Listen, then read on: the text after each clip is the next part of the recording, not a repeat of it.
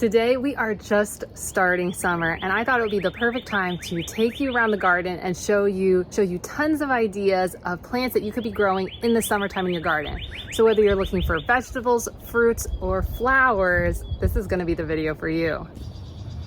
I'm going to just start us here because there's so many butterflies. They've all just woken up. This is a great time of year for butterflies and butterfly gardening, and as you can see, they are out in full force. And when it comes to summer, I feel like some of the other seasons are so focused on vegetables, but I feel like summer is all about the flowers, because this is the time of year both our native wildflowers and our Florida-friendly flowers are just going wild in the best kind of way. Okay, let's start here first with some of the ideas and things you could think about. And one of the first things is, it's our native starry rosinweed. I love this wildflower. I love this wildflower for you guys. I love this wildflower for beginners. This is one of those native wildflowers that blooms a lot of the year. It has these gorgeous yellow daisy-like flowers that you can see pollinators love. These are about, what would you call that, 2 inches wide, and it puts out tons of them along these. They can get anywhere from 3 feet all the way up to 5 feet. I'll show you some examples that are a lot taller in another section. These are some newer ones, and this has been working out really great. This is a small kind of space that is surrounded by cement. Doesn't quite get as much water, and these things are doing great in my garden in this spot. The other nice thing about this wildflower is it tends to stay tall. It doesn't go too wide, and it's easy to prune. If you like to do cut flowers for putting on your table or in small vases, this is a great one.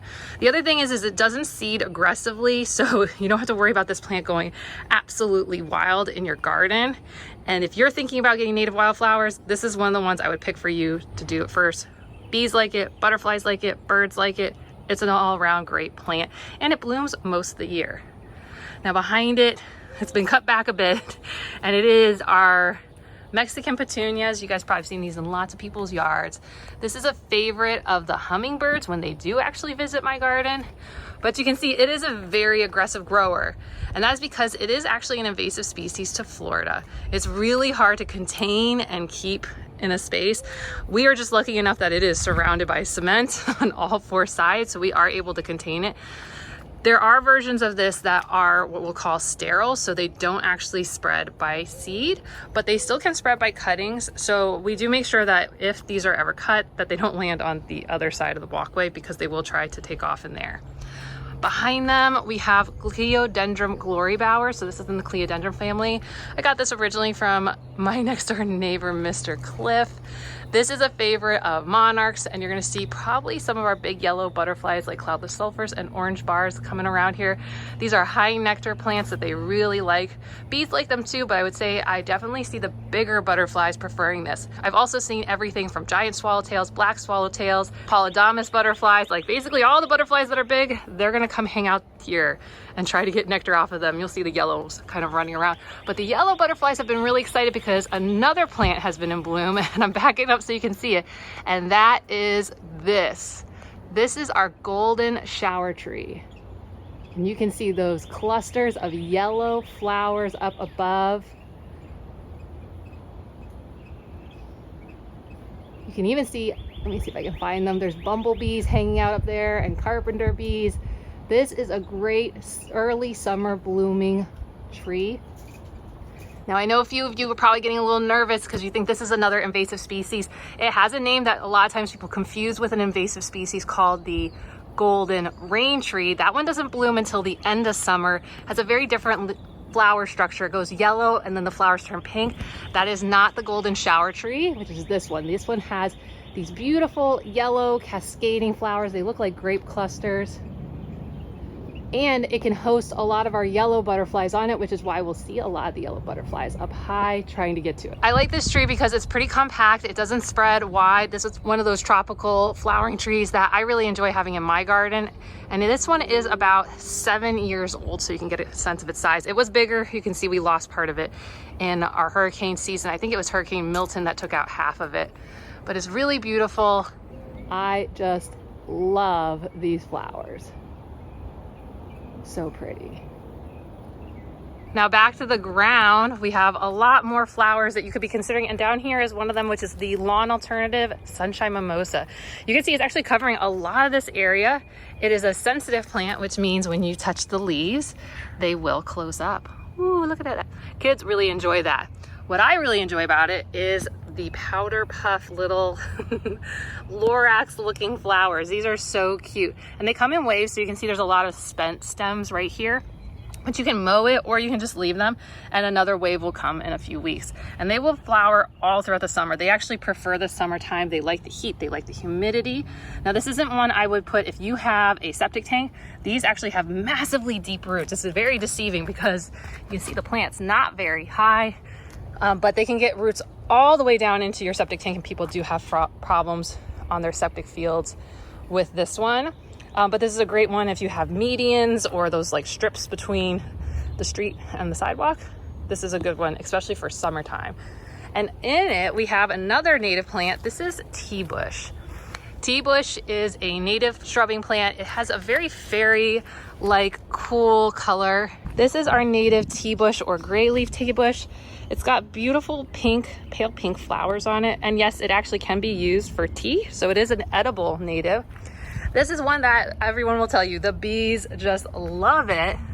It's a very small, slow growing shrub. I've had this one probably for 2 years now. It's been hanging out in a pot. I just moved it out into the ground. And you can see it pairs really nicely with my sunshine mimosa. I like that it has these silver gray leaves, so it kind of gives you some different colors and textures to your garden. And if you're looking to bring bees into your garden or feed your bees, this is the plant for you. Now we're gonna head back this way because I'm gonna take you guys up front to see some more wildflowers that you could be planting at this time of year. And this is one that's just coming into bloom as summer starts, and this is narrow leaf yellow top. This will get more and more yellow. I know you guys are gonna see videos where I film in front of this and everyone's gonna ask me, what is that plant? And this is it, narrow leaf yellow top. It'll get covered in yellow flowers over the summertime. Mostly, I would say it gets really big bloom in July, so it's just starting to set in. And you can see it's lots of these little teeny tiny flowers. Pollinators love this. Birds eat the seeds. It does spread and you can end up with more of it. I never planted any of it here. Originally it was over that way. But what's really cool about this is you can cut it back to the ground. It'll come back and come back nice and shrubby. If you look back at videos throughout the year, you'll see this was a very empty looking space, and then slowly this little shrub has come up. But you can also leave it in place in areas like me in the zone 10. This one will actually stay for the year. I have an example in the back by my mulberry. But it's a beautiful shrub that can just sit there. I've been thinking about how we're gonna use it in landscaping more and more as kind of a low growing shrub. The leaves, long. I really like how it has these purpley magenta stems. I'm a big fan of this plant. I really do recommend it for your garden. It gives it that cottage garden vibe, which I love. And you can see paired with some of our tropical flowers, it kind of just fits in. Big fan of this one. Now we do have some more natives hang out in the middle of this circle hedge. This is just like a standard hedge plant that you can get from the Home Depots and Lowe's, but we've actually got 4 different wildflowers that are starting to grow in here. The first one is this tall one back here. You can see, let me see if you can get to this. There is actually just starting to get in bloom. Come on, man, focus. There we go.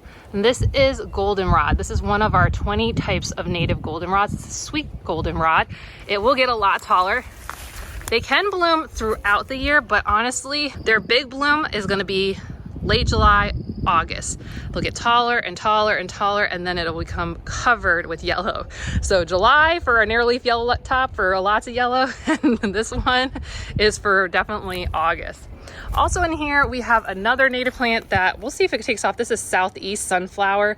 This one we had in this area last year. It got about 5, 6, 7 feet tall, and it puts out sunflowers about this big. You're gonna see come July, August, people taking pictures of fields while they ride horsebacks in the horse country of Florida.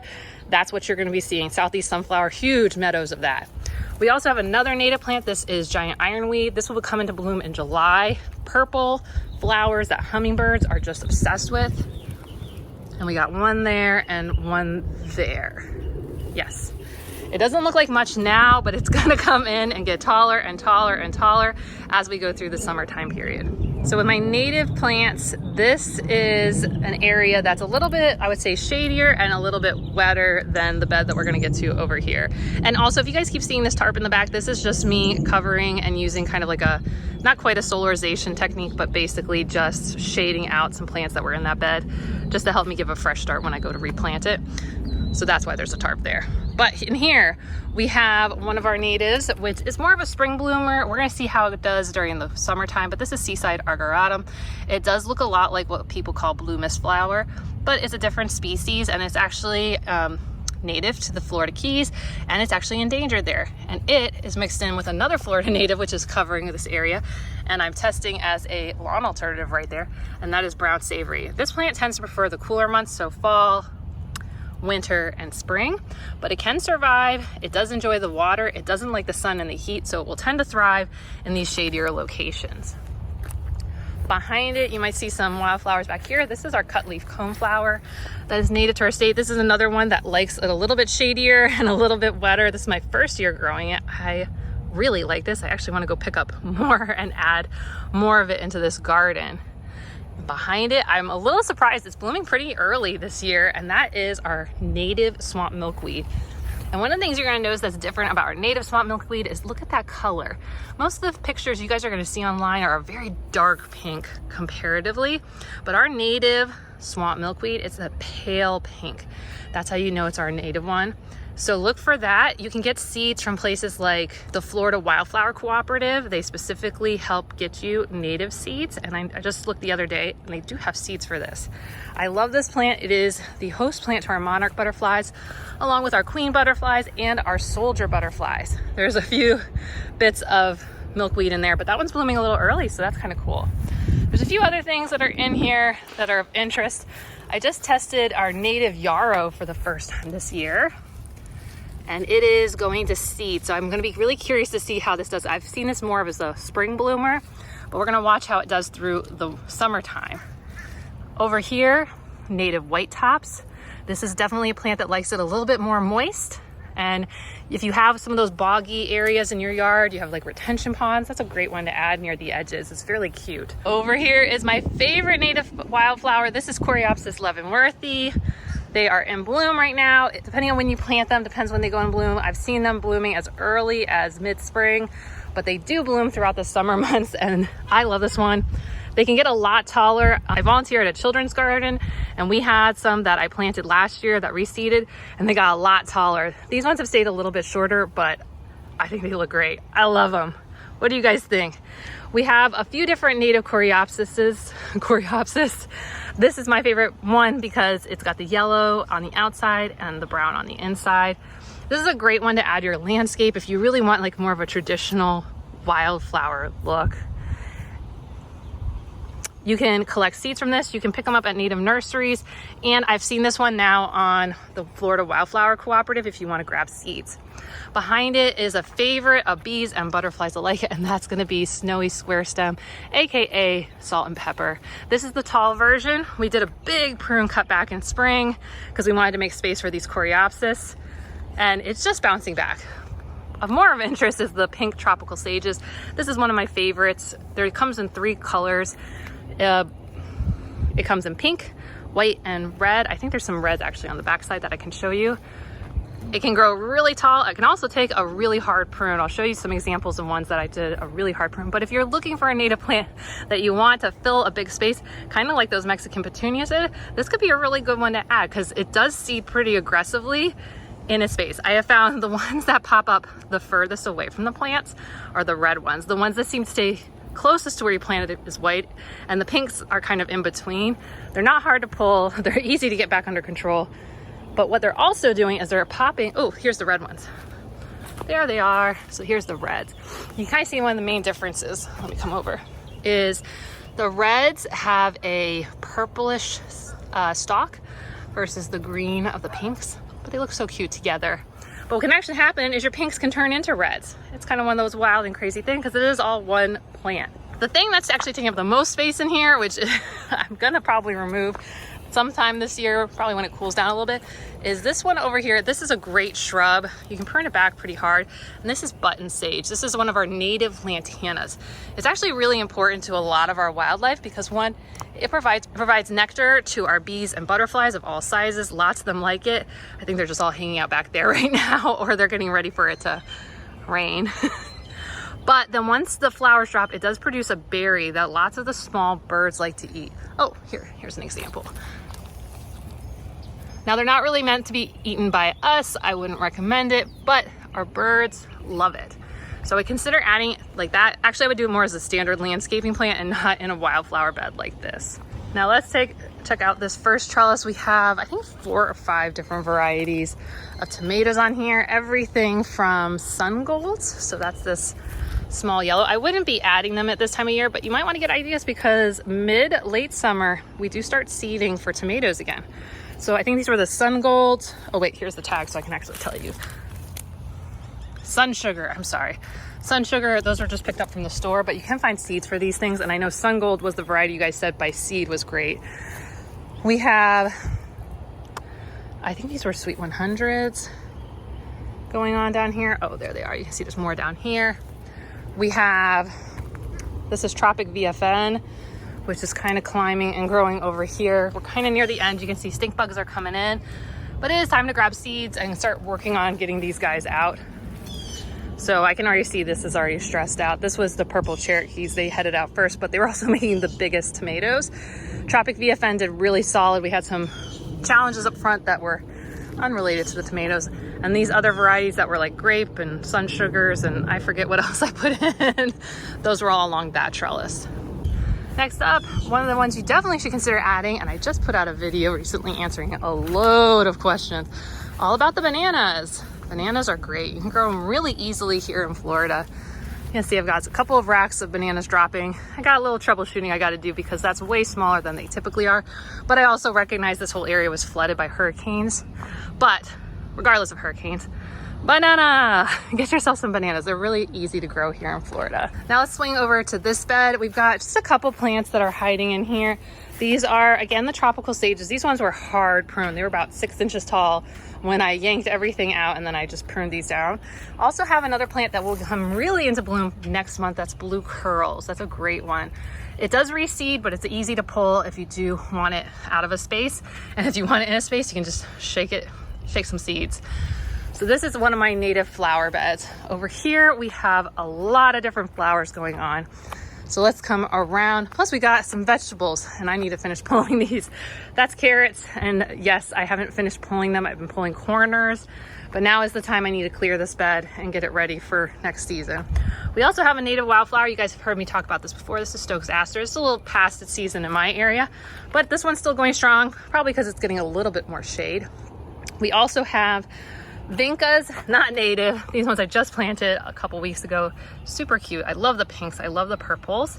This is a non-native Coreopsis. I wish it was in bloom from you, but the nice thing is that I'm reviving this one. It is coming back. I will show you an example in the back garden that you can see exactly what that flower is. This is something you pick up from like a Home Depot's or Lowe's. We, of course, have purple pensas, not purple, red. And then we have more purple and pink Vincas, plus this is purslane, aka moss rose, both in the purple and pink types. Super cute, super cute. I just put these in as a ground cover and I'm excited for them to start taking off. And here is one of the bigger examples that I was talking to you about. This is also that starry rossum that we started the video with, and you can see it is a lot taller. I'll stand up so you can see. So this is already 4.5 feet tall, and they've been growing taller and taller. These ones had to rebound post-hurricane, and it's taken kind of a while to get back, but you can kind of get the idea of the size of them. But they put out lots of beautiful yellow flowers. More, got some sun patience getting ready to get going, and then some sages and stuff like that. These are peppers. Actually, I thought these were total goners. These are those Charleston bells and Carolina wonders. I had planted them, I don't know, I just had problems this year with my timing for these guys. They are starting to blossom. They are getting ready to get going. So I put them in a semi-shade area, see if we can get some peppers out of them. But I have a lot more confidence for regrowing these guys for the fall. So that's what we'll be doing with these ones. Another idea, this is a great all year round bloomer. This is firebush. It just got pruned pretty tightly, so you can see this is what the flowers look like. Our native ones are red, and you can see the red flowers here. They look orangey now, they'll turn more red. Butterflies like it, bees like it. And here is a good example. If you look at past year's videos, you'll see it more shrubby, and I'll show you another example on the other side of the house. But this is what happens when they get really highly pruned. They can actually make a really good tight shrub. They can get really tall, so if you need a tall shrub, this is one of those plants that is another like good if you're wanting to get into native plants, but you don't want it to go and be a wild, crazy native area, consider adding these. Now, y'all might be staring, it's been like, what are those flowers over there? So one is not native and one is native. The red ones that are red, orange, these are peacock flowers, AKA dwarf poincianas. If you've ever heard of poinciana trees, these are totally different species. They have nothing to do with each other, but they're still beautiful. Love this plant. Only challenge is it does kind of get leggy and it has thorns on it, and it does put out pods and will reseed in the immediate area. It's not like it's going to get way out of control, but it does reseed. So that one's there. But our native plant right here, this is blue ocean morning glory, another native plant. It is a morning glory, so it is a vine, which is why you'll see in videos it'll look like this has purple flowers and this has purple flowers. It isn't that, it's just this vine has kind of climbed through and it's putting purple flowers all over for us. Yes, it is hot, it is humid. We need to keep going. We're gonna head, towards Mr. Cliff's yard. I'll show you some of the stuff in his garden, which will give you some examples of some of the plants in bushier ways and different ways, plus some other plants that I used to grow, but that he seeded in his garden. So it'll just be some good examples for you guys to see, just different ways, same plants, and some plants that I don't have in my garden. So more ideas for you. So over here are starry rossamy, and actually these are cranberry hibiscuses that Mr. Cliff gave me. So I have some, and then he gave me some, and I still have to figure out where to plant them. Over here, oh, I think all the blooms are off of it. This is coral honeysuckle, we'll see more of it. And then this is blue ocean morning glory on the other side. Over here you can see a much better example of he's been pruning it now that I've given him confidence that he can prune it. But here you can see how big, it's the same type of firebush, and it gets really, really, really tall. These are ones that are a little less healthy. They always seem to struggle. Every time we put mulch down on his house, they take off and get better. These ones just have the nutrition that they like. He's a big fan of pentas, so we've got purple pentas and red pentas. He's also growing a plumeria, aka frangipani. That's that giant stick-like tree you see in my front yard. And here, this is another one of our native goldenrods. This is seeded from ones that I grew years ago. He took some seeds, he spread into his garden. These are seaside, they get really tall. These still have like 3-4 more feet that they can add on to themselves. And they're gonna be really pretty. They'll take a little bit longer to start flowering, but they're really cute. Here's his cranberry hibiscus. He's just been having fun making cuttings. I guess he's going and doing a little bit more there.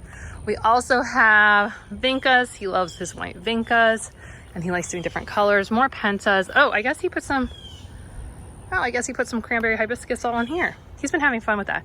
There you can see some of the narrow leaf yellow top that hasn't bloomed yet. Here we have cosmos. Those are from his mom's garden. Plumbago, if you never prune it, this is like a standard shrub plant, but he lets it go absolutely crazy. That's that blue flower all back in there. Another one, ooh, I'll show it to you in my garden. We've been practicing doing high pruning on it, and that is beautyberry. It's just coming into bloom now. This is great. The bees love this. And then it moves into our native beauty berries. So late summer, these are gonna become beautiful purple berries that the birds are gonna absolutely love. They're really important to migratory birds, and you can make them into a jam if you'd like. Okay, let's check out a little bit further back here. He has some beautyberry. Up above, we have, oh, here we go, coral honeysuckle. This is ones, actually he propagated from my coral honeysuckle, and he built a trellis, and I mean, isn't it just gorgeous? So things from my garden is scorpion tail down there, seaside, goldenrod, beautyberries, coral honeysuckle. From his yard to mine, we have firebush, came to my yard. This is his copper plants, and he's actually the original person to give me Cleodendron glorybowers. What I love about this plant though, coral honeysuckle, this is great if you want to get hummingbirds into your garden. Bees love it. I don't really see butterflies on this one as much. It is not an aggressive vine if you want to add to your garden. It does like full sun, and it's definitely one you should consider adding to your garden. He still hasn't harvested. So in here you might see some fruit. That is a calamondin. I'm always recommending calamondins if you're going to get into citrus in Florida. This is one that was propagated by me a few years ago, and I gave it to him, and he never harvests it, but he loves having it. It's a host plant to the avatar of my channel, which is the giant swallowtail, the largest butterfly in North America. They like citrus trees. Okay, so there's his plumbagos, and now we can head back and look at other things. So as we come from Mr. Cliff's yard with some of his Florida-friendly tropicals, you can see his copper plants and then fire bushes and fire bushes that get really hot tall. Here's a painted croton. It almost looks like someone took their paintbrush and just splashed it on it. I really like the texture on those, and it's a great just staple plant. If it looks familiar, if you're into house plants, this is the same plant that most people are spending all their time trying to make grow inside their house. And here in Florida, yes, it can be like a standard shrub plant. Same thing with cordillions. Those are another one, also known as tie plants. These are some dwarf bananas, if you ever wanted to know what dwarf Cavendishes look like. Over here, more of the crotons. Up there, hibiscuses. They just got a prune, so you can't really quite see the flowers. Gardenias, those aren't going to be really a summer bloomer. But there we have is that a spice bush? Yeah, it looked like a spice bush swallowtail. Cordillions, let's see what else. Oh, ixoras, which are these yellow flowers right here. I'm a big fan of yellow flowers. You'll notice throughout. You can get these also in pink, and then I think like a more of a magenta pink. It's a great standard shrub plant that's Florida friendly. More hibiscuses, oranges. Still have more stuff popping up, and you can see the big vegetable garden. Hooray! And when it comes to vegetables in the summertime, it's all about our tropical plants. Starting with, that's it, that's roselle. These are in the hibiscus family. They take up a lot of space, and they are starting to put out, let's see if I got any on here.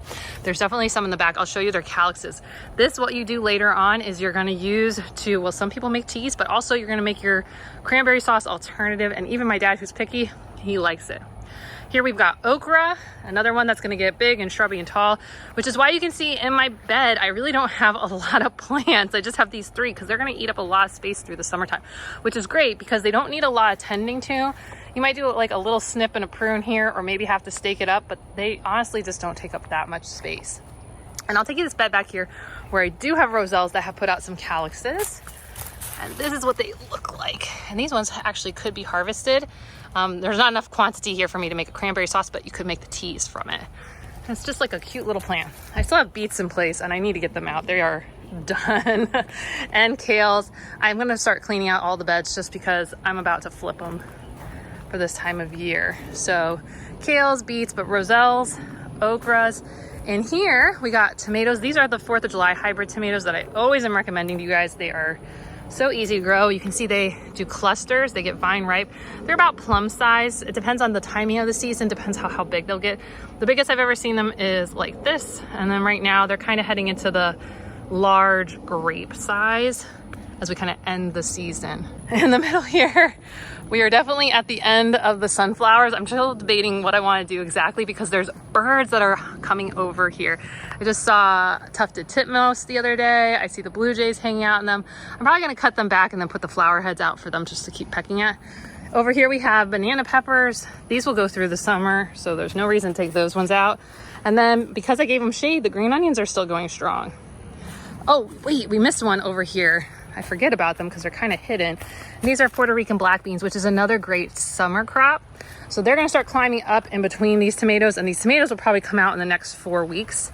So they'll help fill in this trellis space while the tomatoes come out and as I prepare for the next round of plants. Another vegetable that you should consider, and I'm doing it in a pot this time, and that's sweet potatoes. So here you have my pots. I'm still adding and pruning and doing my little tests back here, but these are doing great. And they'll do great throughout the summer. And you can use these as a greens alternative. So if you want to add them to stir fries or soups, sweet potatoes can be a great option. Okay, more flowers. So I did mention to you that there's a non-native coreopsis that you could add to your garden. And this is what it looks like. I actually had way too many in this one pot. And guess what? I pulled those ones out. I'm reviving them, but these ones, if you want to get a sense of how they bloom, and also they pair really nicely with these pink vincas for the summer. Some patients also are really good for the heat. Plus we got calombrochas. Another ones that you'll see over here is a potting of the moss roses, just because I wanted to bring more color back here. And here we have non-native ageratum and actually a dahlia that I hid in between. I'm not sure if these are going to really last for the summer, but that's where they are. And here you can see this has been sitting here all year. You guys have seen this as just some big shrub. This is narrow leaf yellow top also. So it can be just cut back and pruned and kept as a shrub. I have it right below my mulberry, which I still need to prune, which great time to add mulberries to your garden if you're thinking about it. If you're continuing to look for more landscaping, native hibiscus, or no, this is not native, this is Florida-friendly hibiscus. But a plant that is going into bloom right now and then is going to go into its berry stage is right over here, and this is a native Florida shiny coffee. Mine was in bloom and now it's just about to set berries. These berries are not for humans, they're definitely for the birds. The bees love it when it does go into bloom. They were all over here the other day, which my kids and my dogs were less happy about because that's where the screen door is. But this is a really great one. It can also be used as a standard landscaping plant. I've seen it at malls and at theme parks. They will just have it cut like a box. I don't think that's the best way to have it if you're gonna have it in your garden, but it is a great one and it can take a hard prune is really the message I'm trying to get across to you. Oh, here's more crotons. This is just a different style of painted crotons.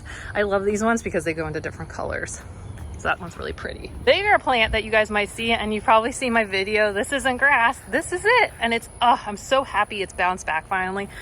This is our frog fruit. It's done such a good job being a lawn for the last couple of years. It did get torn up post-hurricane when we had to have, our neighbor had a tree fall this way. And so there was lots of equipment, tore it all up. I was worried to see how it might not bounce back, but it has filled in and it's continuing to fill in that way pretty rapidly.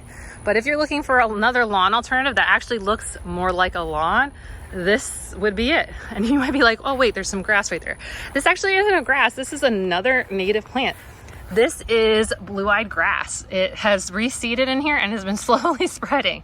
And yes, it looks just like grass. So it could be something that you add into your lawn alternatives if you want to mix it up. Now over here, you guys might be seeing some beautiful red flowers in the background. And yes, that is our native firebush. This is an unpruned version of it. This was actually propagated from Mr. Cliff's really giant firebush a few years ago and has slowly been growing up and filling in around this jacaranda that actually got knocked down, cut back. We thought it was going to die, but apparently it's still going. And this was from knocked down during Hurricane Irma, Ivan, I don't know. We've had so many storms at this point. And here's my frog fruit lawn and it's starting to flower in this location, which yes, it does. So if you've ever seen these matchsticks flowers, that's what it is. It's frog fruit. And there's a reason there's all these holes because this is also a host plant to 3 different butterflies. White peacock being the one that usually visits my garden, but you'll also see common buckeye and Phaon crescents are the other ones. Wow, that's got to be at least 50 plants. And with all these ideas, what are you considering adding to your garden? I would love to know. And if you have other suggestions of plants not only I should be adding to my garden, but your fellow Floridians, please let us know. And if you're looking for what you should be doing right now and putting together a game plan, check out the Ultimate Summer Guide to Florida Gardening right here. And if you want to see how this garden has evolved over time and get even more ideas, check out one of the past summer garden tours right here. Okay, I'll see you soon. Bye.